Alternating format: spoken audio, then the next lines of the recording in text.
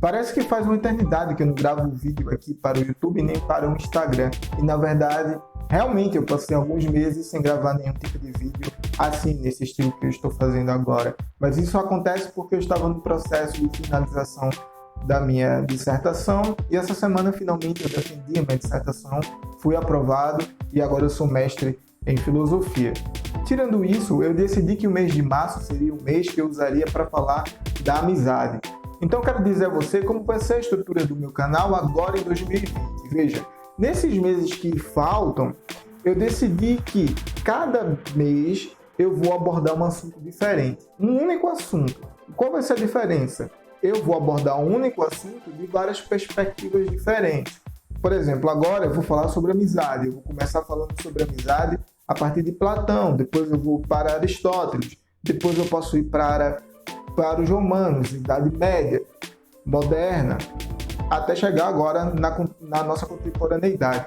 Então, eu pretendo publicar um vídeo por semana, geralmente vai dar 4 por mês, e tentar explorar, assim, 4 perspectivas diferentes sobre um único assunto.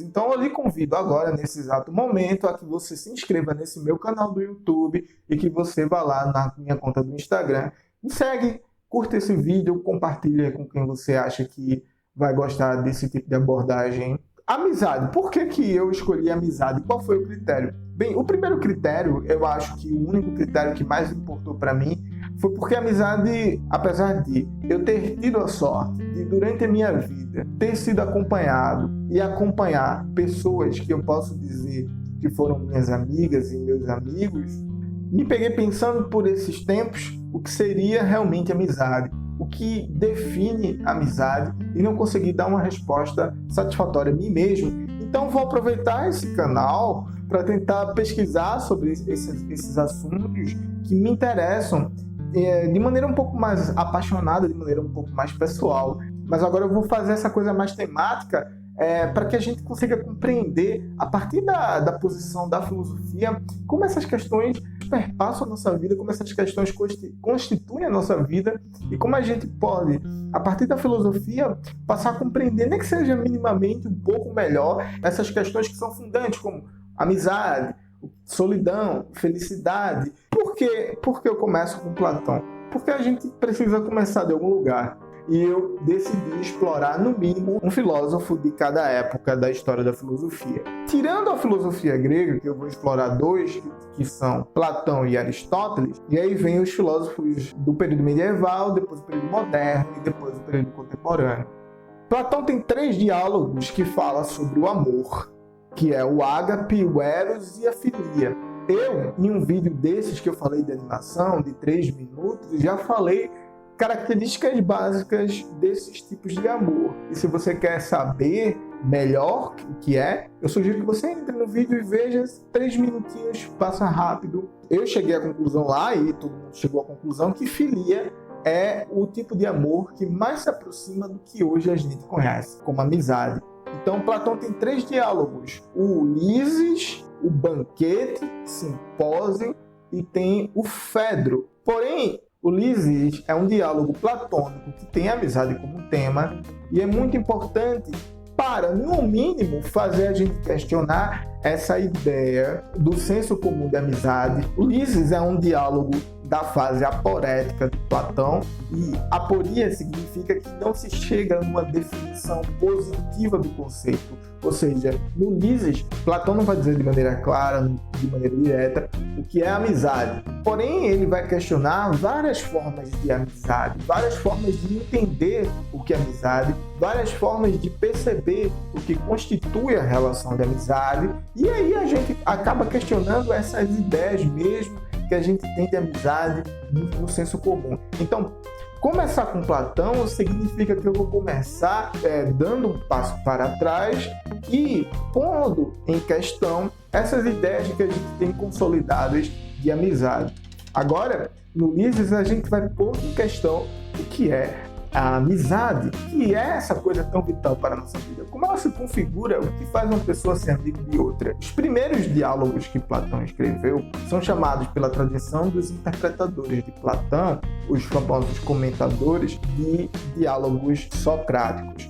são aqueles diálogos que Platão escreve o diálogo ainda com características da maneira e do pensamento do Sócrates. E Ulisses faz parte desse diálogo socrático e, portanto, é um diálogo que é aporético. Dizer que um diálogo é aporético não quer dizer que esse diálogo não tem importância. Na verdade, o diálogo aporético tem muita importância porque ele faz uma suspensão dos juízos que estavam postos e eram tidos como óbvios.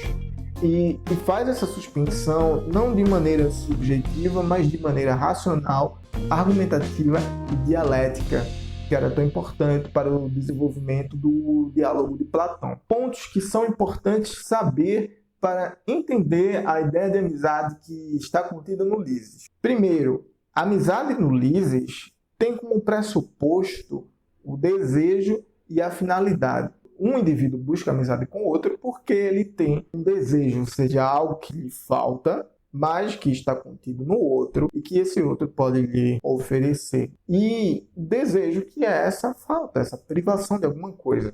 Mas a gente vai chegar lá. Então aqui no Ulisses a gente não vai encontrar uma definição conceitual universal de dizer o que é amizade, mas a gente vai encontrar coisas que estão assim ao redor da ideia de amizade. Ou seja, o que constitui a relação de amizade? Quem é amigo de quem? É amigo aquele que ama a pessoa, o objeto, ou é amigo aquele que é amado, que se torna o objeto?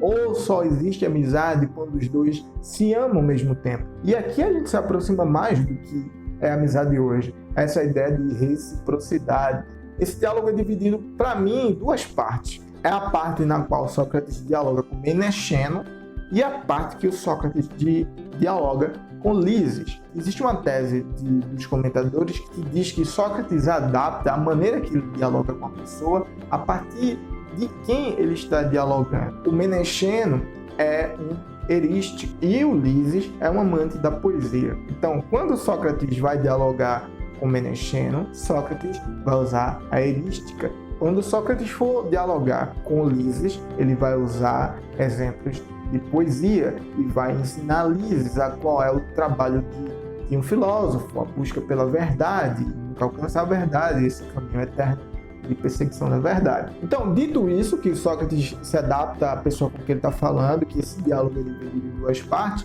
A primeira parte, com Menexeno, é a parte que Sócrates pergunta o que constitui o amigo. Amigo é aquele que ama, amigo é aquele que é amado, ou amigo é aquele que ama e que é amado ao mesmo tempo. Um truquezinho do Sócrates é não definir anteriormente o que significa a palavra amigo. Se houvesse a definição já positiva do que significa amigo, então seria mais fácil dizer qual dessas três opções realmente significa o que quer dizer amigo. Sócrates não faz isso e Menexeno, como uma criança, também não percebe. Então, aí eles vão argumentar para dizer qual dessas três opções realmente é a opção correta. De maneira rápida, eu não vou aqui entrar em minúcias dessa erística socrática e de Menexeno, porque é a parte que menos me interessa nesse diálogo. A parte que mais interessa, para mim, é a parte do Ulisses. Para cada afirmação dessa, ou seja, amigo é aquele que ama, amigo é aquele que é amado, amigo é aquele que ama e é amado ao mesmo tempo, Sócrates levanta uma hipótese argumentativa. Para a primeira, amigo é aquele que ama e é amado ao mesmo tempo, Sócrates pergunta, não é possível que uma pessoa que ama não seja amada e até mesmo seja odiada? E aí eu pergunto a vocês, não é possível? Alguma vez na vida você já amou uma pessoa e essa pessoa não correspondeu ao seu amor? E aí Sócrates, junto a Menexeno, chega à conclusão de que sim, é possível que eu ame uma pessoa que não me ama. Essa questão da reciprocidade do amor, que constitui um dos primeiros modelos de relação da amizade, é quebrada por Sócrates, porque é possível que eu ame e não seja amado de volta. Pessoas podem não me amar. E, por exemplo, um cachorro, um cavalo não pode me amar. Então, assim, o amor é recíproco, não é garantido. E como não é garantido, isso não pode constituir a relação de amizade. E aqui começa a manha socrática, porque a segunda opção é a seguinte. O amado é amigo do amante. Perceba, amado é passivo, a voz passiva. É aquele que recebe a ação. Eu amo uma pessoa, essa pessoa é amada. E Sócrates, além disso, diz: uma pessoa odiada é um inimigo. Veja, perceba, uma pessoa amada é aquela que é amiga, aquela que sofre ação. Uma pessoa odiada, aquela também que recebe a ação passivamente, é o inimigo. E Sócrates vai usar essa segunda coisa do ódio para dizer o seguinte, que muitas pessoas são amadas pelos inimigos e que muitas outras são odiadas pelos amigos. Aqui tem um certo jogo lógico, argumentativo, que é preciso entender rapidamente. Mas a chave do argumento está nessa questão da passividade do verbo. Então, logicamente, fica assim: A ama B. B, que sofre a ação nesse caso, é que é o amigo.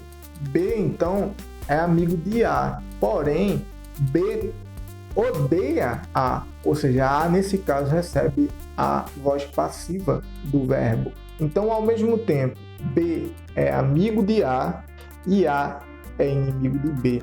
Ou seja, é absurdo o resultado desse argumento, porque a conclusão que se chega é que muitas pessoas são amadas por inimigos e outras são odiadas por amigos. E Sócrates passa a outra opção do diálogo, que era já agora a voz passiva. O que constitui o amigo é aquele que ama, ou seja, aquele que pratica a ação, e não aquele que é amado. E o argumento, ele chega à mesma conclusão desse anterior. Só que o argumento se inverte, porque agora é a voz passiva, eu não vou repetir isso. Resumidamente, Sócrates chega à conclusão de que não é possível que a amizade seja algo recíproco, porque, na verdade, eu posso amar algo que não me ama de volta. Sócrates também chega à conclusão de que não é possível quem é amado ser amigo, porque há a possibilidade de, ao mesmo tempo, essa pessoa ser odiada pela qual ela é amiga, e também não é possível que quem ama seja amigo, porque ela, na verdade, pode ser amigo de uma pessoa que a odeia, que não a ama. Isso eristicamente. Então, perceba, quem é o amigo, na verdade? Nenhuma dessas três opções constitui o que é o amigo para Sócrates, essa relação. Então, Sócrates muda de direção quando ele muda de interlocutor. Como eu disse no começo, quando ele conversa com Menexeno, ele usa erística. Quando ele vai falar com Lises, ele deixa a erística de lado e vai começar agora a usar o seu método, aquele método, a maiêutica, a ironia, o elencos, etc., para tentar entender que realmente é amizade, o que constitui essa relação. Quando Sócrates agora vai conversar com Lises, ele tenta responder outra pergunta, que é: como e por que dois indivíduos se tornam amigos? E a resposta que Sócrates tenta buscar está baseada em duas hipóteses, que é a semelhança entre as pessoas e a dessemelhança. E aqui no meu Instagram, se você tivesse me seguido, eu fiz essa pergunta para as pessoas. Um amigo para você tem que ser uma pessoa que lhe é semelhante? E das pessoas que me seguem, que é uma quantidade minúscula, representativamente quase nula, comparado, enfim, a números do país, mas dessas pessoas que me seguem, das que responderam, 67% disseram que um amigo não é uma pessoa que lhe é semelhante, ou seja, é uma pessoa que lhe é dissemelhante. Então aqui a gente vai tentar observar essa resposta e ver se ela faz algum tipo de eco com a filosofia do Platão, que a gente está vendo aqui no livro. Então Sócrates pergunta: o que aproxima o semelhante do seu semelhante? E agora, como ele está falando com Lises, e Lises é uma pessoa que dá muito valor à poesia, lembre-se que a poesia na Grécia Antiga era um meio era um meio que educava as pessoas, e era um meio que Platão tentou combater na República e em outros diálogos.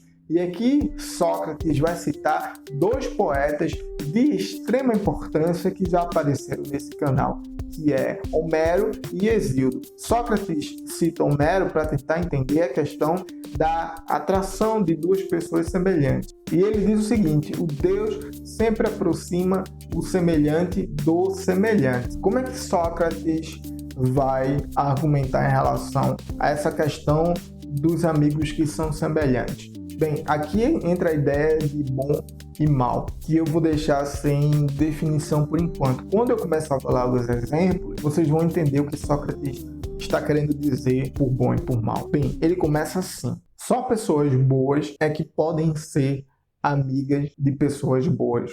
Ou seja, ele exclui pessoas más, porque é impossível que uma pessoa má constitua uma relação de amizade, porque uma pessoa má vai praticar maldade para aquela que supostamente é sua amiga. Então, uma pessoa má não pode, nessa ideia de semelhante, fazer parte da relação de amizade. Ou seja, uma pessoa boa não pode fazer amizade com uma pessoa má. Uma pessoa má não pode ter amizade com outra pessoa má, porque os dois se fariam mal simultaneamente. Então, a única possibilidade de amizade na semelhança é entre duas pessoas boas. Então, Sócrates elimina a pessoa má da relação de amizade a partir da semelhança. A amizade entre indivíduos bons é impossível, porque pessoas boas não buscam no outro algo que lhes é útil. Ou seja, pessoas boas não buscam utilidade, benefícios nos seus semelhantes. Então é impossível fazer amizade tendo como pressuposto a utilidade e o desejo de pessoas boas. Então estão excluídas tanto as pessoas boas como as pessoas más da amizade enquanto semelhança. Então, como se dá a relação entre pessoas dessemelhantes? Quando ele vai falar da amizade que se desenvolve a partir da dessemelhança, para Lises, ele cita Hesíodo. E Hesíodo diz o seguinte: o oleiro tem rancor do oleiro, o aedo do aedo e o mendigo do mendigo.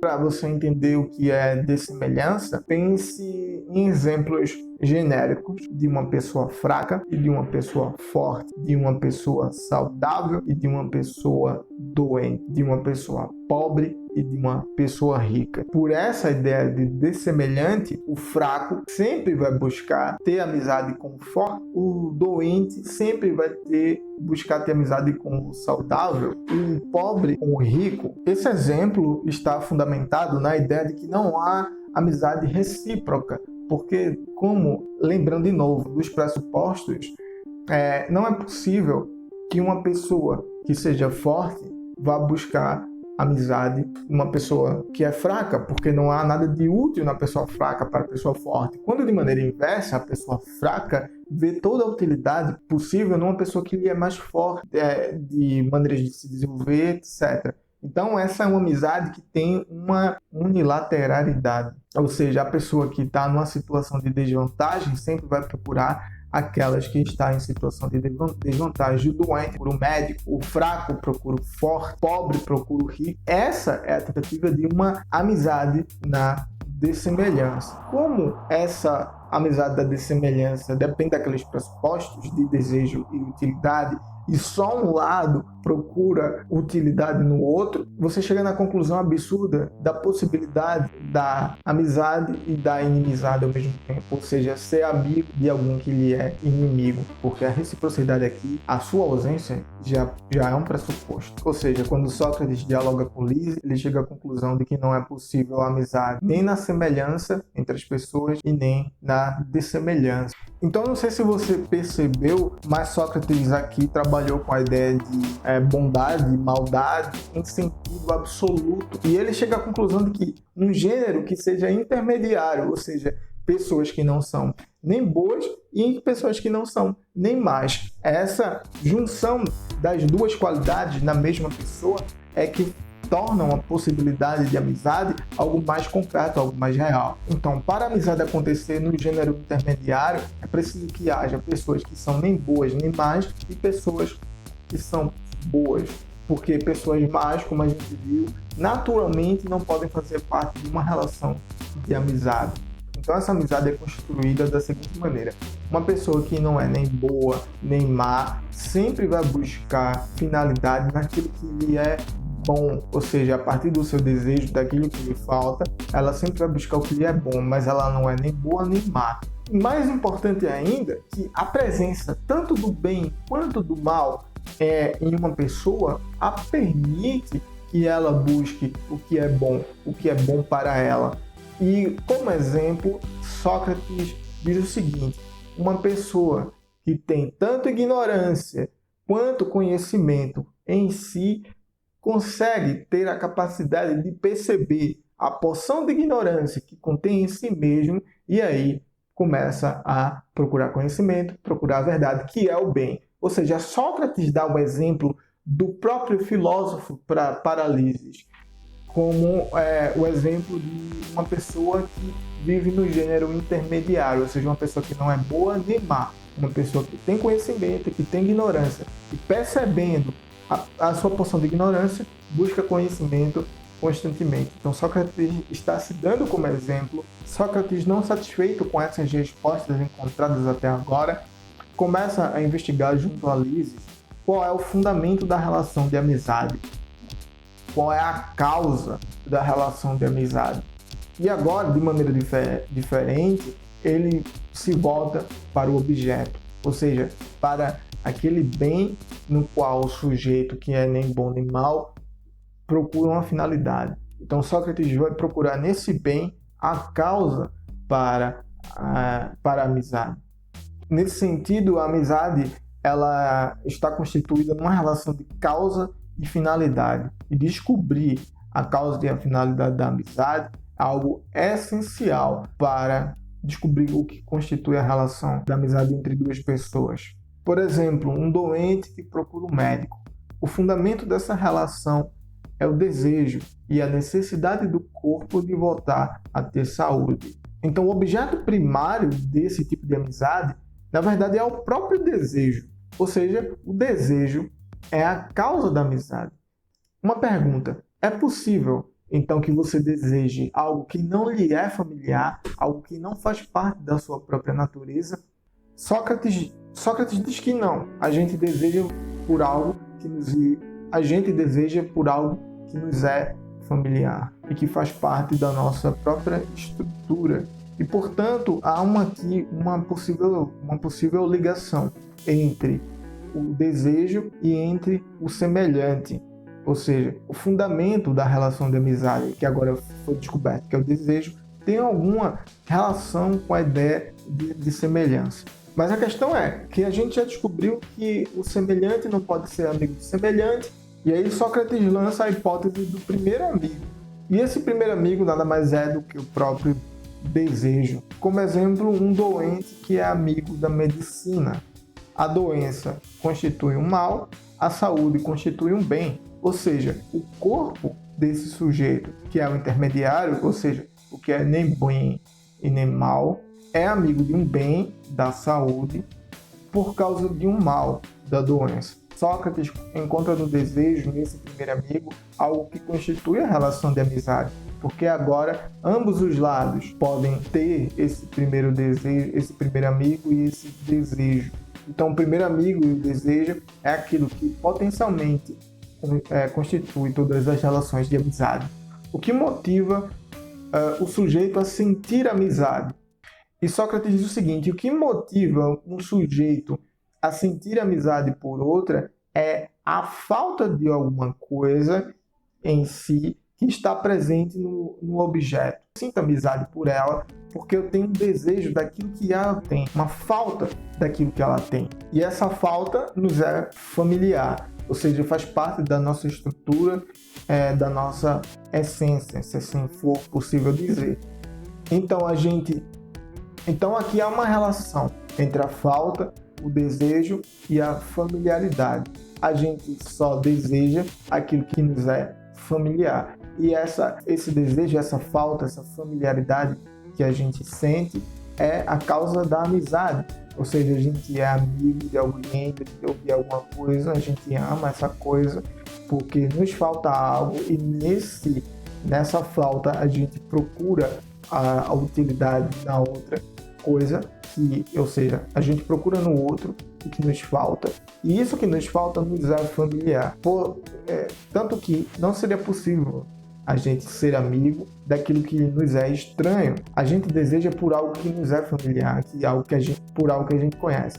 Não é possível ter desejo por algo que a gente não conhece, que não faz parte de nós mesmos. Então, quando a gente busca amizade a partir do desejo, com essa finalidade em outra pessoa, é algo familiar a nós, que essa pessoa tem em si e que a gente procura. Então, esse foi o vídeo dessa semana, uma introdução bem rápida ao Ulisses de Platão, para a gente começar a botar em suspensão essas ideias que a gente tem de amizade no senso comum. Então, a gente viu que várias coisas que a gente acreditava que poderia constituir uma amizade, que elas podem levar a absurdos, tanto eristicamente como argumentativamente, que um amigo não é a pessoa que ama, não é a pessoa que é amada, não é a reciprocidade, não é uma pessoa semelhante a nós, não é uma pessoa dessemelhante a nós, mas aquilo que a gente deseja é que nos é familiar e que a gente consegue encontrar nos outros. No próximo vídeo eu vou falar sobre amizade em Aristóteles, que é algo que tem um caráter mais político. Eu gostaria que você comentasse aí sobre o que você achou, se você concorda com Platão, se você discorda, se realmente a amizade para você tem a ver com algo que lhe é semelhante, com algo que lhe é dissemelhante, ou se você entende isso de maneira diferente de Platão. Então, se você gostou do vídeo, clica em gostei, compartilha e comenta, e vamos dialogar sobre isso, porque a amizade é algo muito importante para a nossa vida, e algo tão importante merece uma atenção e uma discussão para que a gente possa entender melhor e assim a gente conseguir viver um pouco melhor. Então, até mais, até o próximo vídeo.